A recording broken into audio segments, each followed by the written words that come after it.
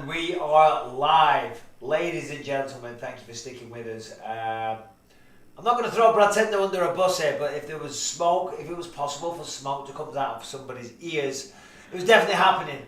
Brad Tender, bless him over there, was having a little mini freak out, a little breakdown, a little something. And I was about to break him. I'm like, listen, I have told millions of people on social media, we are live. You're making a fool out of me, Brad Tender. Are you doing this on purpose? Are you in line with Gas Digital? Have you guys been on the phone and said, let's fucking jeopardize his YouTube channel? Anyway. Hey, Lewis offered me big money to drink beer and coffee while streaming your stuff, and he was like, you know what, just fuck up the whole thing and I'll pay you way more than he'll ever pay you. And plus, I have to say, look, you guys don't understand how it feels to have the freaking former middleweight champion of the world just staring you down as you're trying to figure this shit out. It's tough out here, Bisping. It's tough. Well, you might say that, but that paints me in a bad light because let's be honest, could I have been any calmer? You're right. No, you were the calm one. I was the one freaking the fuck out right now. I'm sitting there, I'm like, why are you getting fucking worked up? Relax, buddy, relax. I'm the one that's making a dick out of myself on social media, but I'm like, it's fine. I'll sit, I'll have a little sapopo, we're good. It's Friday night, we got fights tomorrow, I'll be commentating. I was going to drive in tonight, but guess what? Because there's a little someone, you know, can't figure out which buttons to push, I'm going to drive it in the morning, so it's a nice early start. But listen, all jokes aside, thanks for joining me. Welcome to the channel. You guys are really supporting this and it's blowing up like crazy. And of course, big thanks to Brad Tender as well. Excuse me. We do our videos on a Sunday, a Monday, and a Tuesday, of course, a Wednesday and Thursday. He doesn't want to see me every day. I don't want to see him every day. Sure. But on a Friday, we do what we call the little weekly wrap-up. We might have a little change coming up for you soon. But yeah, we're going to tackle a few of the stories that we didn't get a chance to earlier in the week. Obviously, there's fights going on. There's a lot of things happening all the time in the world of mixed martial arts and outside of the world of mixed martial arts. Brandon, you're going to tee me up with the questions. Yes. And we do have a live chat going on. We have a super chat going on. So at the end, we're going to answer your questions like we normally do on a live. So if you've got some super chat questions, save them to the end, because otherwise it's just going to, you know, mess with the flow of things. But Brandon, over to you, my friend. Okay, let's see if you can get this right. Please. Okay, I'm going to give this a shot. So the first thing we have to mention is Paddy the Baddy, or as he's been recently called, Paddy the Fatty, Pimblett was kicked out of Vicarage Road, which I believe is some sort of stadium, a soccer stadium or a football stadium. Watford Stadium, yes. So where we're from, we don't really understand the dynamics of soccer or why anybody would be kicked out of a game just for cheering. So shed some light on that. All right, well listen, first of all, for the American audience, I'm not the biggest soccer fan. Football we call it in England, and I'm just going to break it down for you. You kick a ball with your feet, hence we call it football. I mean, you know, listen, it is what it says on the tin. Now, here's the thing what you got to realise. That the American audience, which is predominantly American, and thank you for all the support, you might not realise, in the UK, certainly in the 80s and the 90s, that you must have seen or heard about the football hooligans. It was a big, big thing. You know, there was tremendous amounts of violence in the league games, and in the internationals as well. It was a massive thing, and believe it or not, it was really well organised. You know, different teams or different fans or thugs or hooligans from different teams would arrange to meet up at certain places, and they would have massive fights, massive brawls, and it became a big thing, and it was tarnishing the sport. Of course, you know, it all became about the football violence. There's a lot of good movies about it, actually. The one on Netflix, it's a British movie called Football Factory. It's absolutely hilarious, but it kind of shows you a little bit of the culture. Great movie, Football Factory, check it out. So, it kind of got eradicated. There was a big movement, you know. Like where I'm from, two big teams, Burnley and Blackburn, right? They're very close to one another, but they did not get along. And some of the guys that I know, they actually hijacked a train that had the Burnley fans on it. They stopped the train on the tracks and they overran the train, and they had a big massive kick-off. This is the level of the kind of organisation that was going into this stuff. So of course they wanted to crack down on that, and they have done a really good job. You still see it sometimes in the European games, you know, but those mass riots that used to happen, they don't really happen anymore. But still, here's why Paddy the Baddy was asked to leave. Maybe he was forcibly ejected. I'm not sure. Was he? He was forcefully ejected because he said that it was the stewards that had to take him out of the stadium. And I'm pretty sure he was fighting back too, saying stuff like, You can't kick. Oh, I can't do a fucking accent, but Right, you got mate. it. Yeah. No, you can't kick me out, lads. I'm fucking just supporting my team. Do you know what I mean? Just here fucking supporting my fucking teammates. Do you know what? For an American, it's not bad. It's not bad. It's not bad. I'll work on it. No, so what it is, he was in the home section, right? And obviously, so he hasn't got a ticket for the away section. Obviously, you've got the home fans, you've got the away fans. I'm sure out here in America it's the same thing.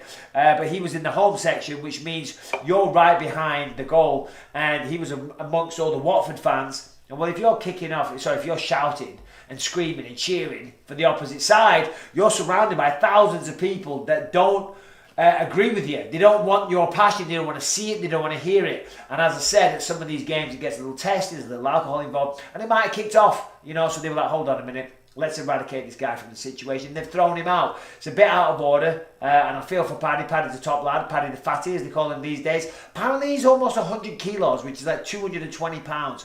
I don't believe that. I don't buy that.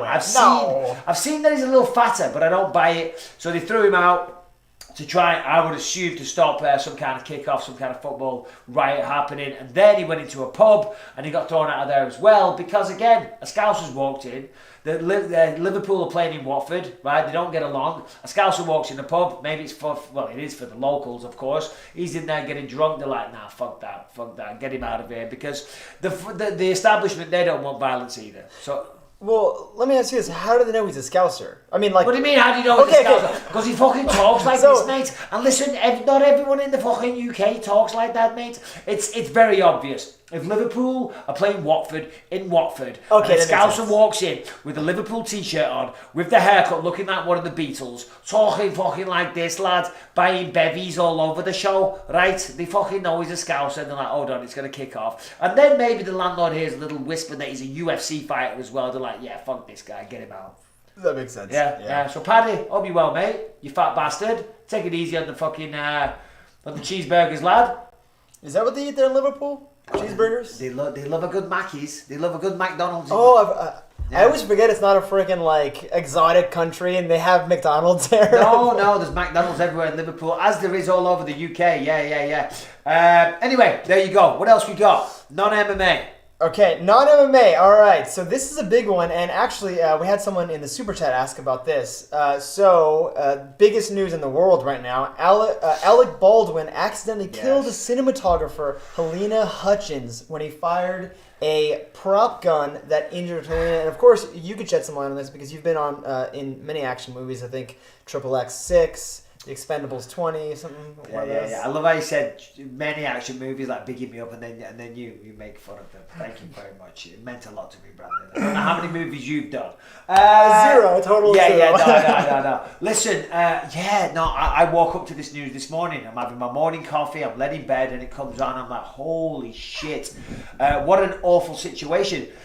So, Alec Baldwin is filming a movie, and then obviously there's been a gunplay in the film. And apparently it shouldn't be firing blanks, but from what they're saying on the news, it had a real bullet in there, okay? And I don't know how in the world a mistake of that size can even happen, because it's insane. Because I know when I do flirt with an acting career and I'm very passionate about it, but it's a tough business, but I'm doing all right. And normally the stuff that I do is action. I mean, look at this face. I'm never going to be treading the boards. Never going to be the lead in a romantic comedy. Let's be honest. Certainly with this fucking stick man in my forehead, you bastards. I believe it's the Blair Witch Project. I never knew about the stick man in my forehead. It's these lights. We've got quite the intricate light setup. Out of this room, I don't have a stick man, but still. Anyway, you bastards. So when you're on set, they have an armourer every time. And any time you do anything to do with a gun, right, they will not give you the gun until right before the director says action, and when they do, the armourers, on any movie set, everyone that does a job on a movie set, their job is the most important job in the world, and rightly so. They're passionate about the job, but the sound guy, the prop guy, the this guy, the that guy, the costume, everything, it's like, for fuck's sake, relax, okay? Then the moving, everything. It's crazy, because when you're on set, everything, they tweak with everything, right? They get everything just perfect, and then they go action, right? And then you forget your lines first. Oh shit, sorry, go again. They spend another 45 minutes retweaking. It's like, I thought it was perfect a second ago. No, nothing's changed, but still. So they take it very seriously. Of course, there's millions and millions of dollars budgets on these things. And the armourer, of course, is a very serious job. So they don't give you the gun until the last second. And they come over, the armourer, and they give you a talk, and then they pull the gun out, and they talk you through it, and they show you. They say the gun is empty, you know, and then they show it to you, and they hand it to you. And then the director says, action. Right, you do your scene, the director says cut. When you say cut, immediately the armourer comes up, removes the weapon from you, puts it back in its protective case, box, whatever it is. So, for an accident, a tragic accident like this to take place, it's mind-blowing. I don't know how that happened. I don't know how on earth a real bullet got in there amongst the blanks. I mean, I'm not calling foul play. First of all, I just want to say my heart goes out to the Ukrainian director, 42 years old. She had a bloody family. She's got a young child, I believe. Just heartbreaking. The director actually got shot in the clavicle as well. So sad. But and poor Alec Baldwin. Yeah, no, he is going to be probably scarred for life. You get PTSD. I mean, to think that he killed someone, technically. Yeah. No, he did. So almost two people, but you know, I mean, we're not talking legalities here. If it was legality, it'd be manslaughter. Not that he's going to be charged with that. Yeah. But you're right. Alec Baldwin's going to live with that for the rest of his life. And actors, you know, they're not all of them. I'm not slandering actors, but they're in tune with their sensitivity. Do you know what I mean? Yeah. And fuck it. Well, never mind. That doesn't matter if you're a bloody meathead or an actor or whatever. If you go out there and kill a man, when you're playing make-believe, when you're doing a scene, you're studying a scene, you've worked on it, you're all there, and you fucking shoot a gun and someone dies when it's supposed to be a blank. I mean, come on, the trauma that he's going to have to live with. And I'm a fan of that guy. I love Alec Baldwin. I think he's hilarious. His Donald Trump impression is brilliant. Oh, it's amazing. 30 Rock, he was incredible. He's a great actor. Oh, so sad. Yeah, and the worst part is apparently the safety protocols were not being followed during the film. Los Angeles Times says right here, safety protocols standard in the industry, including gun inspections, were not strictly followed on Rust. The sources said. They said at least one of the camera operators complained last weekend to a production manager about gun safety on the set. So the shitty thing is you can't even really call this an accident. I mean, obviously on Alec Baldwin's part, total accident because he didn't mean for this to happen at all. But someone was cutting corners. Someone was saying, you know what, we don't have to do this. We don't have to worry about protocols here. And as a result, someone COVID, bro. killed somebody. Yeah, exactly. COVID cutbacks. You know, it's a real shame, and I'm joking about the COVID, and we shouldn't joke, but whatever. Of course, it's sad. But I flew to England for Tales from the Octagon last week, or a couple of weeks ago. And when I was on there, I used to fly American Airlines all the time because when I first started flying them, the food was amazing. Right, it was really good, and with the UFC they fly as first class all the time, so I've built up a lot of miles. I'm executive platinum. You cannot get a higher class, you know, for the air miles than executive platinum. And I'm on there, and the meal comes. I'm flying out there, and it's the worst meal. It is not even edible. The steak was just like, it was like chewing an old sneaker or flip flop, right? And the baked potato had melted cheese on top, and then under that it was raw, right? So anyway, so I said, I was very polite about it because I'd eaten at the airport. I'm a seasoned traveller. I never get on a plane hungry. One little tip for you there, guys. If you're going to travel, don't get on the plane hungry. Anyway, so I said to the lady, I said, oh, is there any chance I can get something else? I said, it's not very good.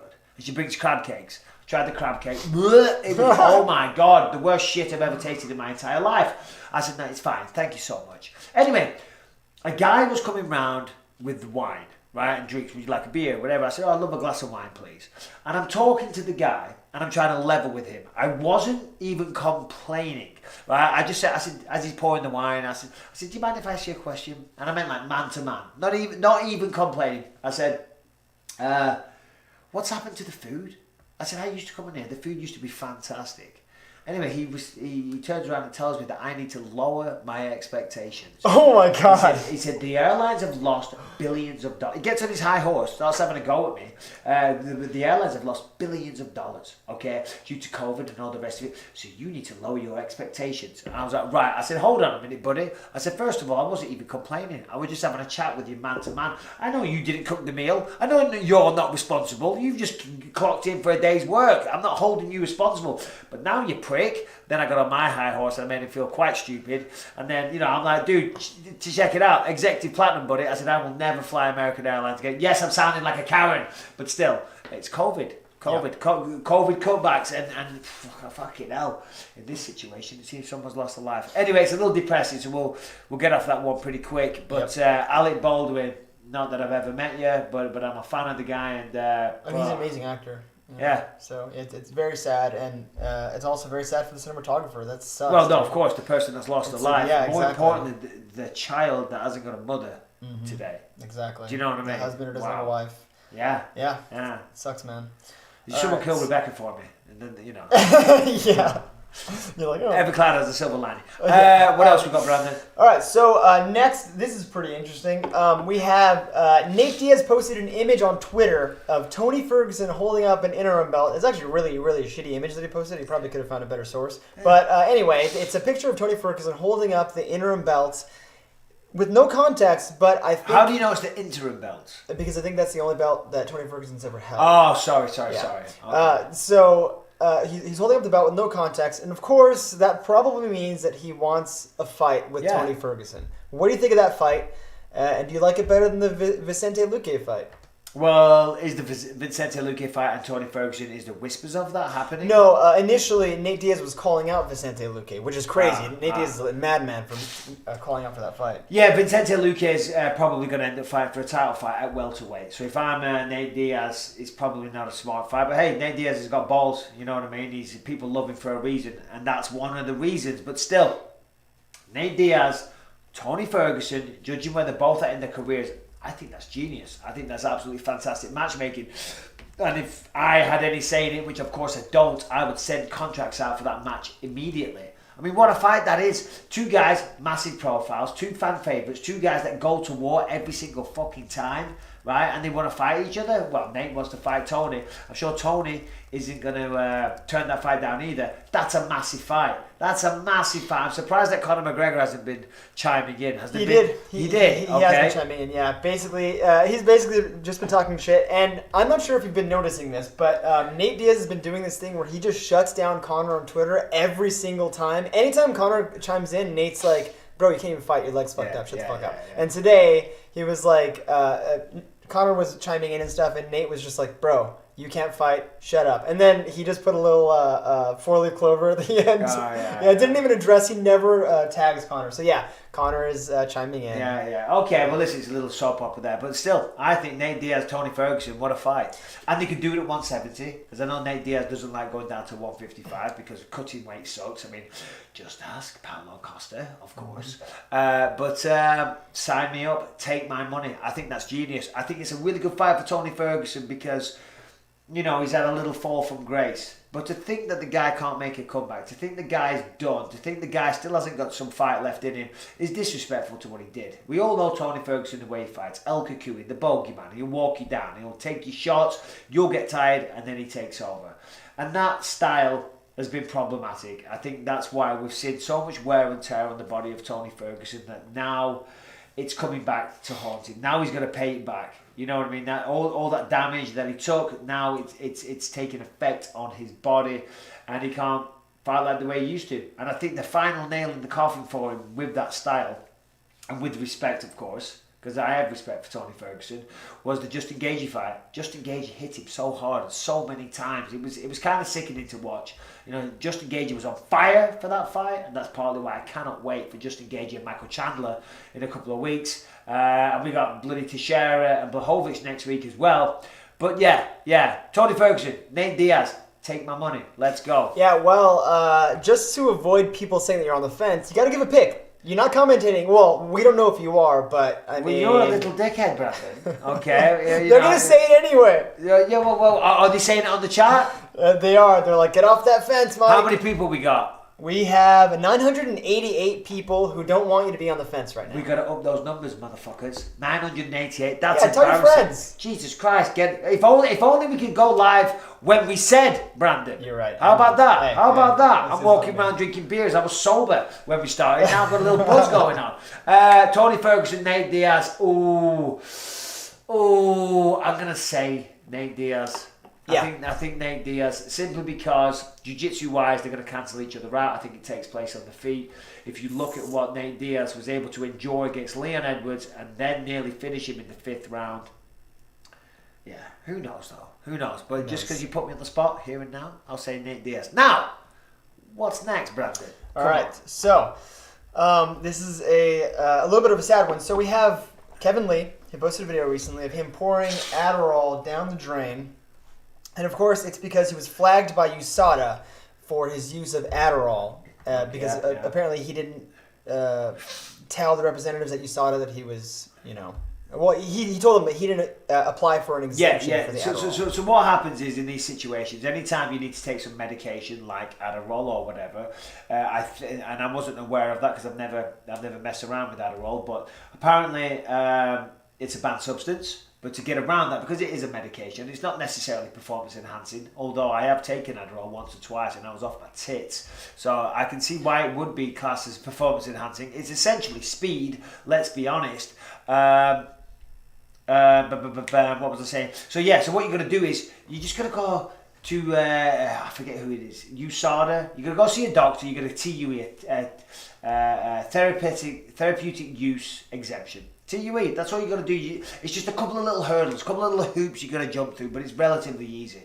I know this because I remember when I fought Tally's Lightis in Glasgow, 2015, leading up into that camp, I couldn't breathe, right? And I was like, my throat, I can't breathe. And Rebecca was always making fun of me. She's like, oh, Michael, my throat. And I'm like, no, seriously. And I was doing jiu-jitsu and stuff, and I had to go out the room just to get some breath because I was always almost passing out. Anyway, I went to see a doctor. And they stuck a camera up my nose that went down my throat. Right, Rebecca was there with me, and she'd been teasing me and giving me shit for a couple of months now. Right, and then the first thing the doctor said was, "Well, my first question is, how are you breathing?"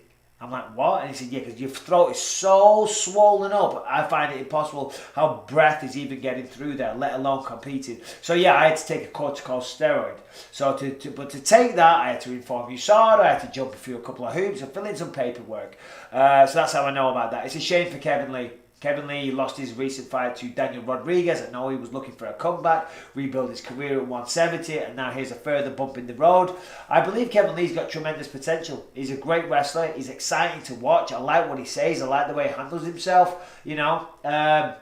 6 months suspension, not the end of the world, but still a bit of a downer. When you're trying to get your career back on track, and then you get suspended for something silly. It's silly. It's stupid. It's an oversight. It's not being professional though at the end of the day. Yeah, but I don't know. I just feel like there should be more nuance to this. I feel like if a guy's coming out and saying I have ADHD, they should be able to say, look, man, we get it. It's okay. Make an exemption for him. I mean, it's just Adderall. Yeah, well, have you taken Adderall? I have not. You're right. It's a good point. It's a good point. No. I said someone that I know got it. I'm not going into details, but whatever. I've tried Adderall, and it's strong stuff. So I can see how it could be performance enhancing. To your point, you said, it's just ADHD. It's just medication for that. Well, where do you draw the line? Do you know what I mean? Testosterone replacement therapy used to be legal. Oh, come on, it was prescribed by my doctor. You can't bend the rules for one thing. If we've got rules, they're going to be stuck in place when it comes to performance enhancing drugs, which obviously I'm very passionate about, the use of them, the banning of the use of them, should I say. Rules are defined for a reason, and you got to stick to them. And if you break them, unfortunately, you're going to pay the piper, Brantendo. You got to pay the piper. All right, moving on. It's the precedent. Okay, so I think this is the point at which we can start taking questions from the live chat. Oh, so, guys, okay. Yeah, the live chat is open, guys. If you want to ask some questions to Michael Bisping, he will answer your questions live. Don't attempt to troll him by saying racist things, because we're not going to fall for that today. Well, yeah, certainly. Listen, I don't mind if you try and troll me and get me to say stupid stuff. I say stupid stuff all the time. I have no issue with that. I'll say stupid stuff again. I'll probably say some tonight. But come on, there was a couple of people trying to set some racist traps the other day, which isn't cool. Come on, man. But whatever.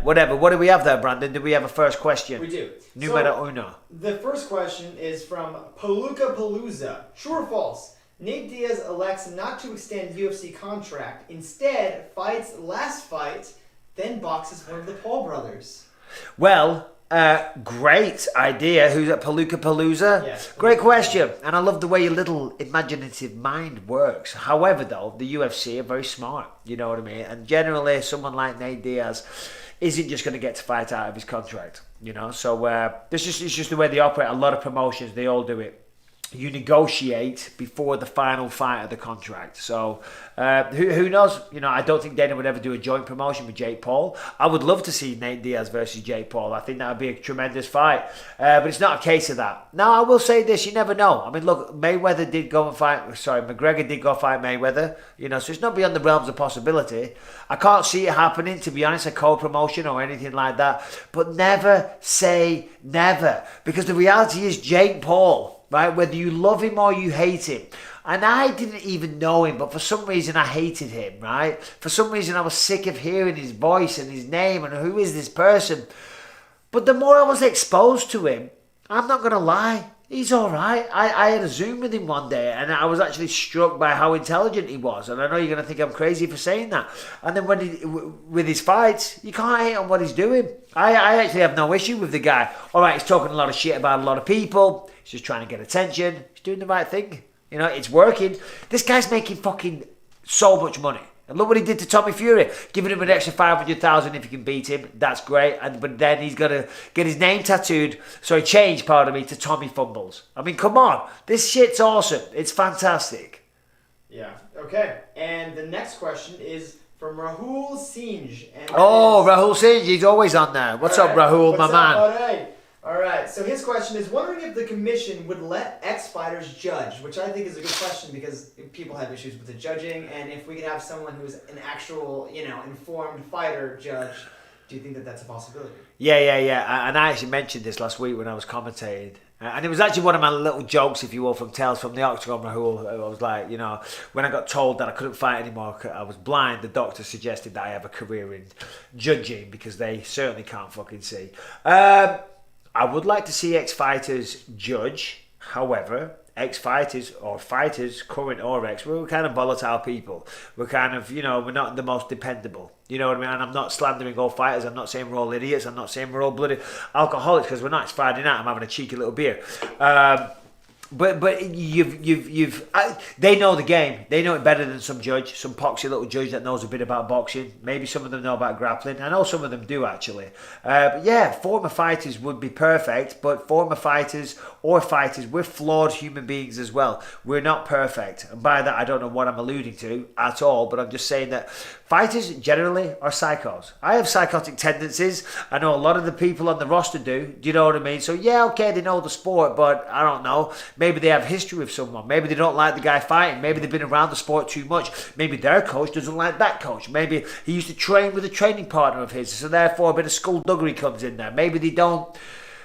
Be honest. And I'm not saying that would happen, but there's always, an opportunity for bullshit. Yeah, honestly, I agree with you. It's too different, and I'm gonna call someone out, but I don't mean to. But when I was watching the Deontay Wilder versus Tyson Fury fight, it sounded honestly like Andre Ward was just a little bit on the side of Deontay Wilder. Like anytime they'd give praise to Tyson Fury, he'd be like, "Oh no, but Wilder's doing this," and it's just something that you can't help. If you're friends in the octagon fighting, it's something that you can't help. You just sway to him. If you were fighting, dude, every time you fought, I'd always be like, no, Bisping's winning. Yeah. It's just a natural thing, especially if you're intense, like a fighter. It's human nature. And that's a great example. Well done. Thanks for bringing that up, Brandon. Yeah, because you're absolutely right. And then sometimes I saw recently DC was getting some shit off somebody because they were saying that he was being so biased. And Dan tries to do his best. And as you said, when you do have a personal relationship, it does change it a little bit. Now, of course, as commentators, we've got to be ultra impartial, and certainly even more for a judge, but still, when there's personal relationships involved, when you know people, when you're connected to the team, when you know training partners, all that stuff, there's always a margin for error. All right, what else we got? All right, so JG asks, who do you think will be the lightweight champ by the end of 2022? I mean, I've got one name on the tip of my tongue already, but I'm hesitating to say it. I think at the end of 2021, Dustin Poirier will be the champion. I believe at the end of 2022, I want to say Islam Makhachev is who I want to say, but it's so disrespectful to everybody else. I'm just trying to think of Islam Makhachev versus Justin Gaethje. How would that go down? I don't know, but there you go. I'm going to say end of 2022. Hot take, not really. Everyone's high on him. Yeah, the new son of Dagestan, the Dagestan favourite coming in hot, Islam Makhachev. All right. You like that pronunciation? I think it's Makhachev, right? Fuck off. Next question. Is it Makhachev? Honestly, I just listen to John Anik. Whatever he says, I feel like that's the right way. John Anik obsesses over getting the names right. So I follow Makhachev. Well, if that's what John Anik says, then okay, who am I to argue with? All right. VHS Quality asks, would you box Dan Henderson on Jake Paul's undercard? Yep. 100%. Let's do it. 100%. No problem. Walk in the park, that fucking slow, decrepit old creaky bastard. Absolutely. Especially because, listen, I've got nothing really against Dan. Do you know what I mean? And we had 2 fights, and the first one he knocked me out cold. Second one, he caught me a couple of times, but I outboxed him, and if you don't agree with that, then you haven't watched the fight. But whatever, but he definitely caught me and messed my face up, that's for real. But then after that, I thought we were done and I thought we were cool, and I would see Dan on occasion and I'd be like, hey Dan, how you doing? I remember a couple of times I was on an aeroplane and he'd walk by and he gave a fist bump or whatever, he was cornering some people at his gym, and I thought we were past all that.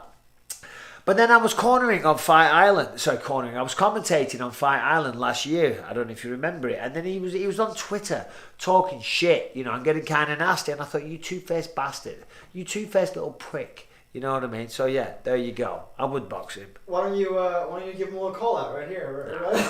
He ain't worth it. I'm not calling out bloody, an old age pensioner. You good, buddy? You good? All right. Okay. No Dan Henderson call. Okay. So. Panboy Lando Soy Child. Oh, Panboy Lando Soy Child, dong lover, let's go. Alright, he says, Michael, as a pioneer of takedown defense among UK fighters, please tell us about the evolution of your takedown defense, instrumental coaches, or drills. Jeez Louise, Panboy Lando Song Child, Panboy Dongdoy. That is quite the question. It's in depth. We're trying to keep this entertaining for the masses, but I will give you a brief overview. Got to the UFC. Was pretty high on my skill set, started getting taken down a lot by very high caliber wrestlers. Thought, right, I've got to fix that. A lot of the time I would start on the ground and I had to fight my way back to my feet to be able to actually do some work. But coaches or drills, they're both equally important. You need somebody that knows what they're doing to show you the moves. But then you got to drill. You got to drill over and over, relentlessly, tirelessly, until you're losing your mind with it. Because only then, when you've drilled it 1,000,000 times, will you do it perfectly in practice and to the point where it's actually going to work. It's like when you do jiu-jitsu, right? A grandmaster, a 5th dan jiu-jitsu black belt, they're still shrimping to warm up. Number one, it's a great way to warm up, but the shrimping is so key to so many movements in jiu-jitsu, okay? And you got to drill. That's why you drill arm bars over and over again. As Bruce Lee once said famously, fear not the man who has practiced 1,000 kicks one time. Fear the man that has practiced one kick 1,000 times. It's all drilling, and it's about building up that neural pathway in your mind. The more you do it, the faster you get, the better you get, the more proficient you get, and it becomes second nature, and you don't even need to think about it. You just do it. You can do it with your eyes shut. You can do it while you're getting punched in the face. You can do it while you're getting choked out. That's what you got to do. And I have a few set ways of getting back to my feet that are pretty much foolproof. That we're gonna do some videos on it. We'll do a couple of videos. But yeah, Panboy Lando Soy Child Sing Song Ding Dong. Thank you.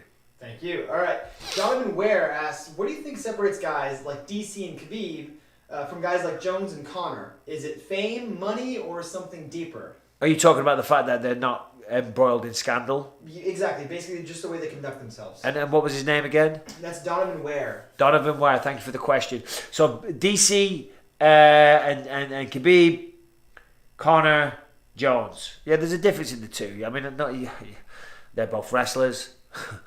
They're both strikers. They're not though. You're talking about the scandal, right? That's what they're getting at. What's that? Basically. I don't know. There's no one answer to that, is there? I think. What, do you think it's the fame and money? Well, no, because DC makes a lot of money, right? Oh, DC's made a lot of money. And he's pretty goddamn famous, He's made a lot of money over his career, and some people handle it better than others. I'll say this. Some people can't handle fame. Some people can't let it go to their head. You know, some people just get the tiniest little taste of it, and I see them change overnight. Listen, I've changed over the years. Of course, I've grown as an individual. I've got more mature. Eventually, I had to. I was a bloody moron back in the day.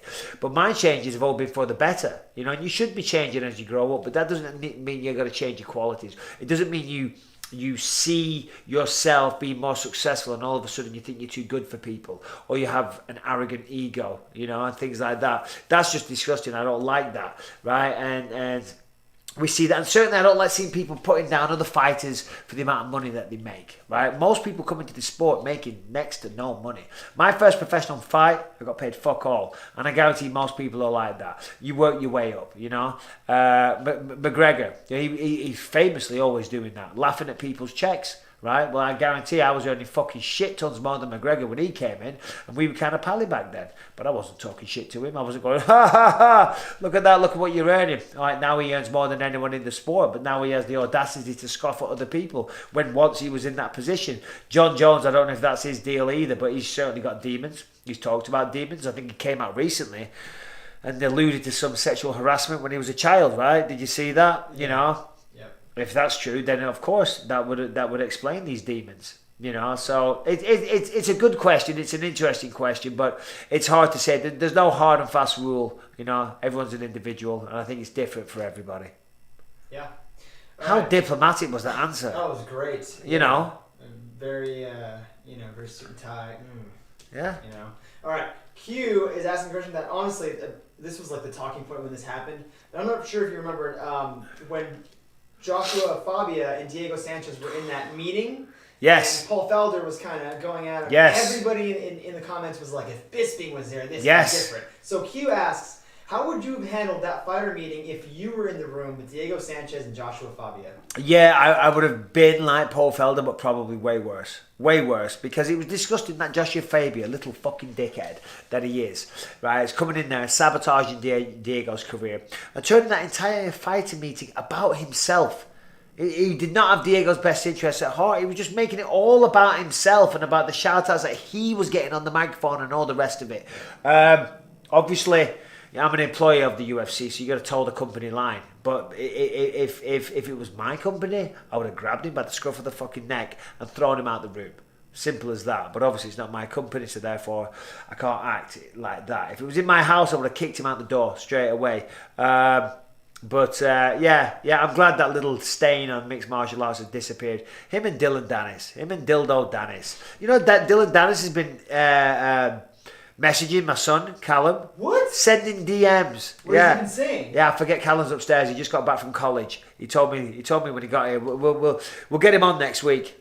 You know, we'll get him on next week. We'll talk about it. But yeah, he's been Dildo Dennis DMing Callum, talking shit or something. I don't know. Whatever. Well, now I'm calling for it. Dylan Dennis versus Callum Bisping boxing match. Oh, he can't fight. Dildo Dennis is not a fighter. Please. Next question. Brantendo, right. You're on thin ice. We were late for the live as it was. We were very late for the live, and now you're bloody setting up matches with Dildo. Let's go. Okay. Let's see. Raul Seen again says, hot take, Costa and Vettori both look very good at 205. Do you think this will affect the gas tank, or will they be performing their best due to no cuts? No, of course. Thank you again, Rahul, for the question. No weight cut equals better performances. Healthier fighter, can take a shot better, less chance of brain damage down the line. And yeah, of course, the gas tank. I think we're in for a tremendous fight. You know, it's annoying for Vettori, it's annoying for the fans, it's annoying for the UFC that Costa did what he did. And actually, I have an in-depth video on this whole situation that'll be dropping at 6:30 in the morning, Brandon? 6 a.m. in the morning. 6 a.m. in the morning, so check it out. So I give my in-depth thoughts there. But yeah, I believe this is going to be a great fight. I'm so excited for it. I'm very privileged to be calling it. I can't give a prediction on it, but I do believe it's going to help both of them. Anytime you don't sit in a sauna and dehydrate yourself 20 pounds. Vettori weighed in at 205, right? We don't know if that's his natural weight, because think about it, and I never thought about this. Vettori stepped on the scale at 205. Costa was 204. So Vettori was 204 and Costa was 204.2. 0.5. Yeah, but whatever. All right, smart ass. You know, I mean, just to be, you know. Yeah, all right. 'Cause Well, they're going to give us shit if we don't say yeah, we'll round it up to 205 though, because I'm not a dickhead, right? So it's 205, right? But Costa came in at near 220 this week, so he had to do a weight cut to get to 205. For Marvin Vettori, the illusion is that he was 205 anyway. He might have had a big breakfast. He might have drank a lot of coffee, a lot of water, to just make himself seem closer to 205. Because I would assume that he was closer to 200. I think Vettori was playing a little mind games there and made sure he weighed in at the limit to try and take away from the confidence. But as I say, I do a full video that would be dropped in the morning. Bracendo. All right. Okay. JG asks, who loses their title first, Adesanya or Usman? That's a bitch of a question. I'm a massive fan of both of them. They're both Nigerian. They're both incredible. They're both dominant champions. But someone's going to lose. Simple as that. Usman, he's lost one, right? Yes. Yeah, he's lost one fight. Of course, Adesanya lost one to Jan Blachowicz. No shame there. Who's going to lose first? I mean, Colby Covington, believe it or not, has an opportunity to beat Kamaru. I don't think it's going to happen, but the first fight was kind of close and Kamaru's got better. Israel Adesanya's fighting Robert Whittaker. Robert Whittaker was shit in the first one. He'll be the first one to say that, but Robert Whittaker looked incredible in his comeback fights. You know, against Kelvin Gastelum, I was blown away by Robert Whittaker. Awesome. Oh, it was unbelievable just to watch it, just to be a part of that show. I would say just take a look at their competition in their division. Adesanya's pretty much run through the whole division. Correct. Usman, he's got some fresh matchups. Vicente Luque, and I mean, Colby Covington, he beat him, but that was a close fight. So, who else other than Vicente? Leon Edwards, of course. He's waiting in the wings. Masvidal, he's dispatched of twice. Gilbert Burns, he beat him, but he gave him trouble. We've never seen anyone give Adesanya that kind of trouble, except freaking Gastelum toward the end of the fight. Yeah. But I would say... Yeah, but that's a weird thing, isn't it? Because Gastelum, you know, he's a great fighter. He knocks me out. I had no business being in the ring, by the way. But that would never happen again. Adesanya would wipe the floor with Gastelum. That's just the weird thing about MMA. Do you know what I mean? Like, on that night, it was something in the air, call it what you will, that Gastelum went out there and pushed Adesanya to the limit. But I don't think that would ever happen again. You know, but I do think the old Bobby Knuckles. I think old Bob. I'm a fan of Adesanya, so I don't even want to say it. That's why what's the name who asked this? JG. JG, you're a prick because you put me on the spot. I don't want to offend either guy, but I'll give you an answer. I think Adesanya gets beat first. There you go. That's insane to me. That's crazy. That's insane to you? But okay, all right, okay. Look at what Blachowicz did. I just thought he exposed the weakness. But still, hey, that doesn't mean... I've got to answer the guy's question. I've got to give an answer. That doesn't mean I'm campaigning for it to happen. It doesn't mean I think it's going to happen. I love watching Israel. I love everything about him. He's cool as hell. He's great for the sport. And fuck me, what a fighter. Hey, but you never know. What's he called? His boy, Pereira. What's his name? Oh, yeah, Alex Pereira. Alex Pereira, the guy that knocked him out in kickboxing. He's making his UFC debut soon. A little different in MMA, though, right? I feel like Adesanya's got MMA on lock. I feel like that'd be a tough fight for Alex. Oh, yeah, absolutely. Absolutely. And if I'm Adesanya, I would have fight him now before he gets used to all the other aspects. What else we got? All right. Big A asks, very important question. Favorite type of pasta? Oh, favorite. You know, I don't eat much pasta, but I do love it. I do love pasta. Favorite type of pasta? I do love a nice carbonara. I don't know what that is. Is this rich people pasta? No, it's not rich people pasta. I know spaghetti. No, and we're not talking about the it's a dish. Oh. You could have a penne carbonara, you could have a linguine. What's carbonara? Carbonara, it's like a cream sauce. You get an egg and there's ham and there's Oh, peas. that's rich people stuff. Oh, so what? A little bit of ham and peas. All I know is A fucking egg. all I know is pasta and the sauce, the tomato sauce. That's all I know. Spaghetti bolognese. Gee, I don't know Milanese. I do know spaghetti though. That's the spaghetti. What do you mean? Listen. Don't be giving it this one. Spaghetti bolognese. You don't know what spaghetti bolognese is? Is that some sort of cheese? No, it's the sauce. It's bolognese sauce. That's the meat, the red sauce with the meat in. Okay, that's normal pasta sauce. That is spaghetti bolognese. Okay. Yeah. All right. Yeah. Okay. What else? Nah, whatever.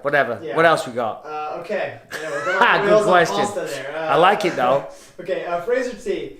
Hey Mike, my brother is in film school in London. I'm not talking fucking lobster linguine. Do you know what I mean? Rich people pasta. Come on. But you sure you eat that often, don't you? No, If I you have don't. Pasta, it's the Oh lobster. yeah, okay. Listen, get fucked, Brandon. He's fired. Next one. What else we got? This is just a nice comment from Fraser T. Hey Mike, my brother's in film school and in London and missed a chance to be your assistant on your recent trip over there. Oh, you screwed up. You are his and my favorite fighter. He wished he could have the honor of meeting you, but thank you anyway. That's Fraser T. Fraser T. Fraser, thank you very much. I appreciate the kind words. You're probably referring to the tour, or maybe it was a movie that I did. I did a movie. Never Back Down comes out next month. For the first time, if I had my own assistant, it felt bloody good. So maybe he's referring to that. So I don't know. But Fraser T, thank you very much. Tell your brother I say what's up. And who knows? Maybe next time we make it happen. All right, thank you, Fraser T. Haris Nadeem asks, who do you have for the strawweight belts, Zhang Weili or Namajunas? Oh, I mean, you can't go against Rose, can you? I mean, what she did, she went out there, she flicked her in the face, flicked up a little high kick, and boom, that was it, put her to sleep. Yeah. Apparently, Zhang Weili said, she saw what happened to Chris Weidman's leg, that kind of freaked her out, so she was off her game, maybe, you know. But I do have inside information that Zhang Weili, while being an athletic specimen and being an incredible hard worker and applies herself, and you tell her to jump, she'll say how high. You tell her 1,000 times, she'll do 2,000. Her work ethic is absolutely insane.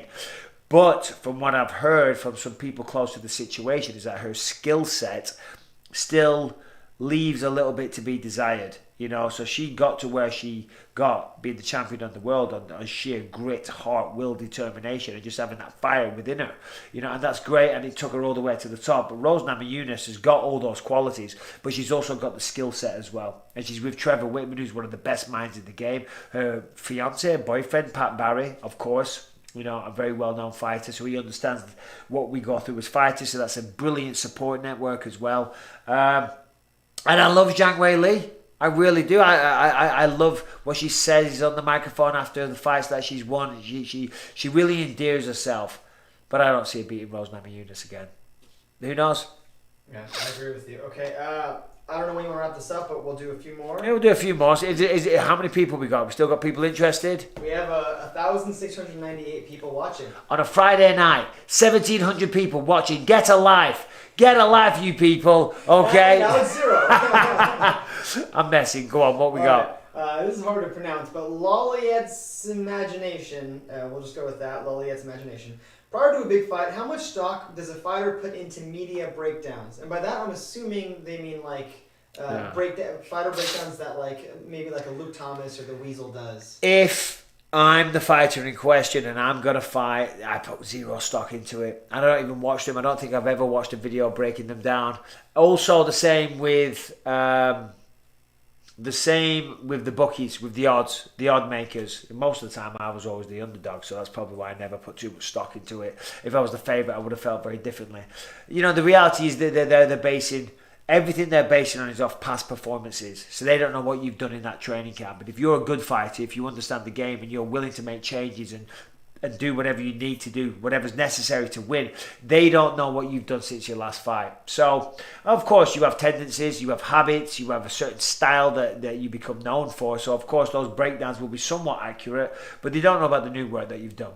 So, you know, and they're great. I love that more and more people are investing with this sport and they're doing breakdowns and all the rest of it. But as a fighter, to be honest, as a fighter, you have to blank that out. You cannot allow any of that noise to permeate your mind. You know what I mean? If they're saying you're going to lose or you're not good at this and all the rest of it, maybe you're not good at that. If you're not good at something and you see people saying it all the time, you need to pay attention to that. You let that shit permeate straight away.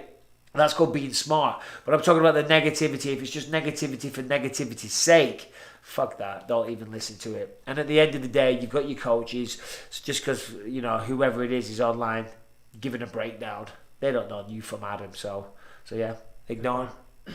All right. Bass ALH asks, hey Mike, you have a YouTube channel and doing videos is one of the best things to come out in 2021. I agree. And he asked, do you consider GSP the best fighter that you've fought? Ooh, good question. Baz ALH, thank you very much. I mean, listen, the best fighter that I fought is either going to be Anderson Silva or George St. Pierre. I'm very honoured to say I fought them both. But the thing's always with the steroids with Anderson, isn't it? You know? So that kind of puts an asterisk above him. Yeah, maybe. I don't know. No. I think Anderson's a better fighter. I do. Yeah, I think that's the question. Yeah. Take everything, you know, like don't take that into account. Just skill, best fighter you've ever fought. Skill for skill, toughest guy, best fighter, Anderson Silva, without a doubt. The guy's massive for as a middleweight as it is. You know, he used to be very skinny, but you know, as he got older, he got a little thicker. His striking game is unbelievable, and we know on the ground he's got high level black belt skills. You know, and the mind and the confidence and the speed. Look what he just did to Tito Ortiz. You know, say what you want about Tito Ortiz, the man's a fucking fighter. He's been fighting his entire life. One shot. We've never seen that happen to Tito before, you know. And again, George St. Pierre is incredible as well. But yeah, best fighter, one of the best fighters on planet Earth, legendary, will never be forgotten. And a modern day Bruce Lee, Anderson Silva. Yep. All right. And then Majki L just says, hey Mike, can you greet the Polish viewers? I don't know if you speak any Polish, but Cześć, dziękuję, my brothers in Poland.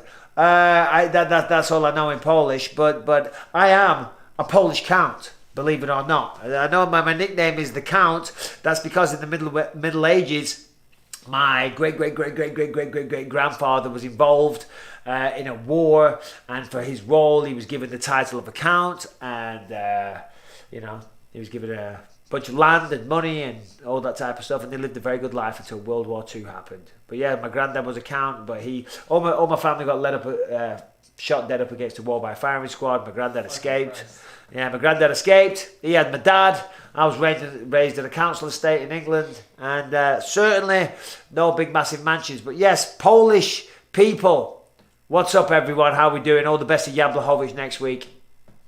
All right, and speaking of Polish people, this guy is named Mike the Polish Power Bisping. Oh. And he says, what's up, Michael? The Bisping Mafia is here. Oh. We absolutely loved your tales from the Octagon, and will you be doing more?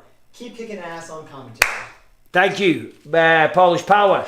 So, yes, I am. I'm going back next year to... I'm doing a bunch more dates in the UK. We've got Leeds, Liverpool, Manchester, Sheffield, a bunch of places. It's all online.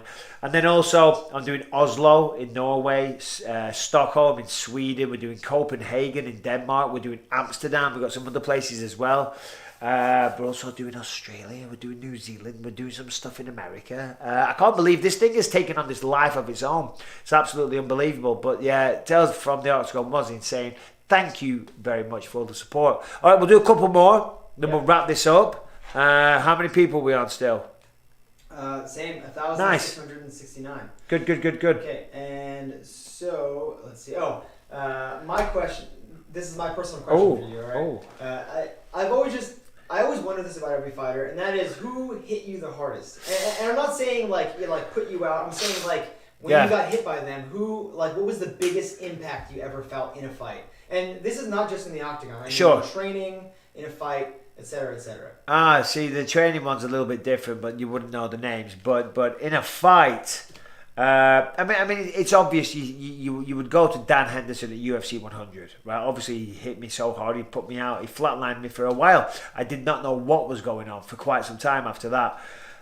But I didn't experience it, you know what I mean? Because I was so out and I was so unconscious for such a long time that I can't say I remember any experience of that.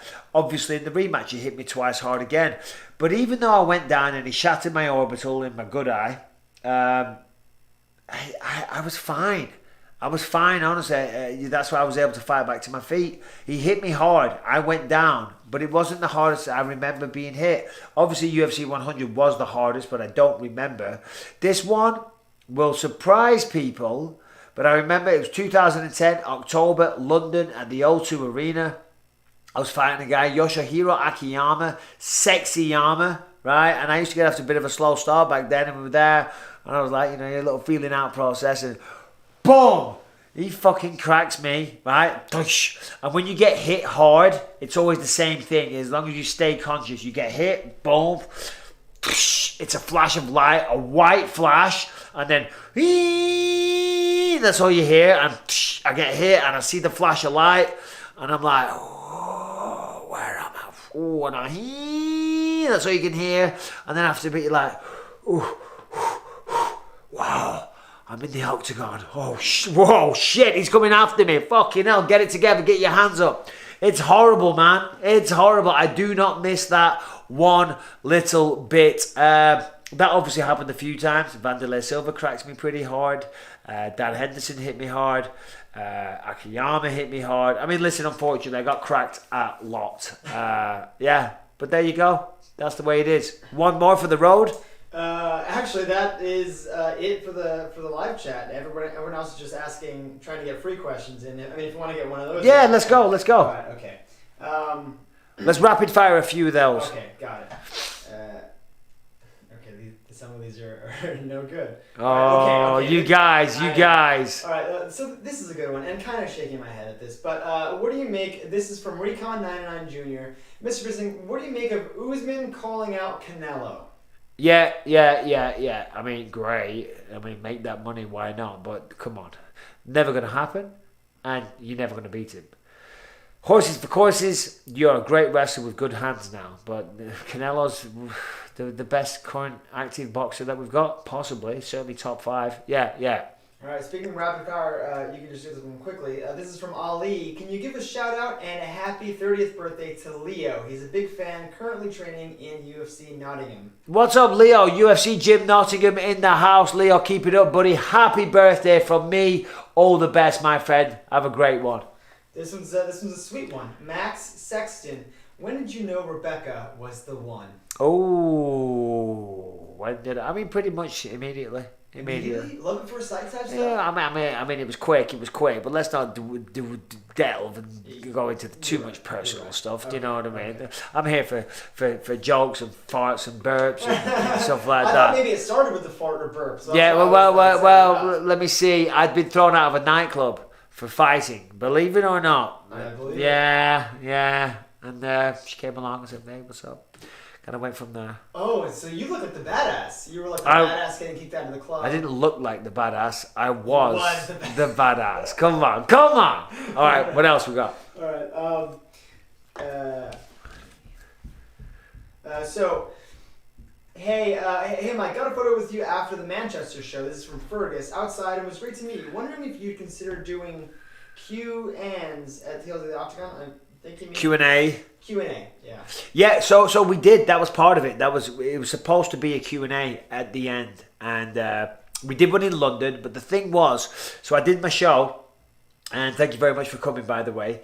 And obviously, if I'm just doing it, it takes about an hour. It's about an hour, 10 minutes. I was trying to trim some off. But then with the interactive crowd, with all the people there, and like, they'd heckle and I'd say shit back, and then I'd pour a drink and everyone would go down it. So then I'd down the drinks and I'd go off on a tangent sometimes. Do you know what I mean? It would all add time to it. And I remember at the end, right, the promoters and stuff were like signaling from behind the curtain at the side of the stage, Michael, you've got to end. And I was on the microphone saying, fuck off. We're not going anywhere, and all the rest of it. So in London, we did a couple of questions, and then we just decided from there, because we didn't want to cut the show short, we decided to abandon the Q&A. So yeah, there you go. Anyway, all right, that's that. Friday night, ladies and gentlemen, thank you all for taking the time to join me and supporting this channel. Myself and Brad Tedder worked very hard on this, so we really appreciate all the love and support that we get. Enjoy your weekends. I don't know what you're going to do. Go out there, be safe, be well. If you're watching the fights, enjoy. If you put a few dollars on, I hope you win.